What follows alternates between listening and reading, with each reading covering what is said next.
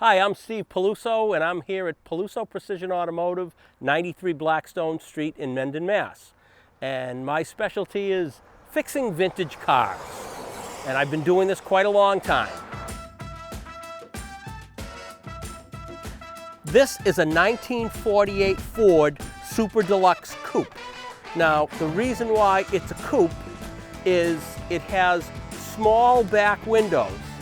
And if you can see over here, this back window is very small. If it was a two-door sedan, the roof line would be out here and it would have a bigger back window.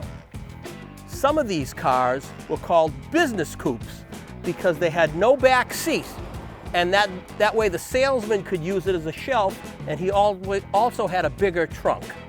Now this is a Super Deluxe, so this is the top of the line of the 48 Ford. It's got a flathead V8 engine. 3-speed manual transmission because there were no automatic transmissions in a Ford until 1951.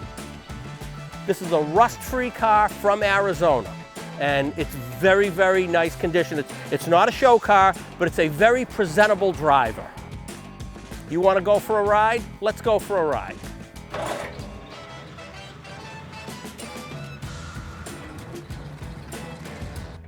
It's a 48 Ford Super Deluxe. It's a very rare car. It's the last year of this body style, which this body style came out in 1941, and they made it 41, 42, and then in 1942, automotive production ceased because of World War II.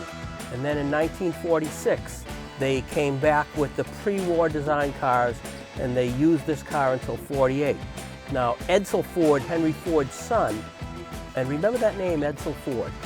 Edsel Ford, Henry Ford's son, wanted to make a newer car, but Henry Ford was really stubborn, and he didn't like to change, so he kept the same car, and then all the other car manufacturers came out with a post-war car right in 1946, or well, not really true, but they carried them a little bit, but people were beating Ford in sales. So in 1949, Ford came out with their totally new car, which looked nothing like this, and they picked their sales back up. Okay, so here's a clock, here's a radio, and this is an aftermarket radio that was put in by somebody else.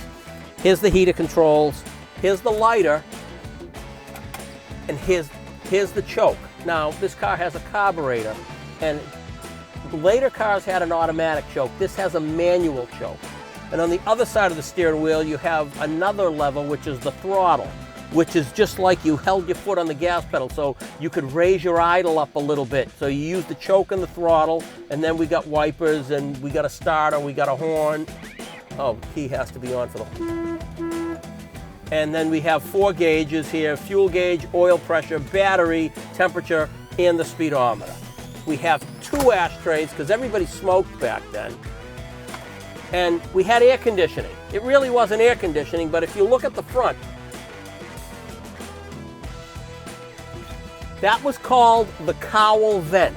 So you know how later cars had vents down here? Well, these earlier cars had this cowl vent.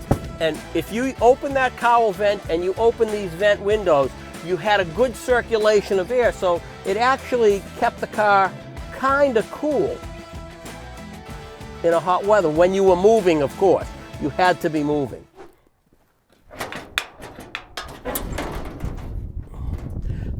This has what's called a flathead V8. Here's your cylinder heads. And on later cars, the valves were inside the head. On this car, the valves were in the block. Now, Ford used this particular engine until 1953. In 1954, they came out with an overhead valve engine. Now, the other thing here is this has a regular 12-volt battery. This car was made with a 6-volt system, but it's been upgraded to 12-volt, and it's got an alternator instead of a generator to make it charge more efficiently. It's got an optional backup light, which was a pretty rare option, and you see right on the top of the light it says Ford right on it. It's could be worth between $10,000 and $25,000, depending on the condition. This one is for sale for $18,500. Our best offer, of course. Super Deluxe 8. Now, some of these cars came with 6-cylinder engines, but most of them had 8 cylinders. In Massachusetts, with the weather, you want to keep the car in the garage. You don't want it exposed to elements. If we were in California, it wouldn't be so much of a problem. But with a car, these cars, they're better off when you put them away and keep them in a garage because they don't deteriorate.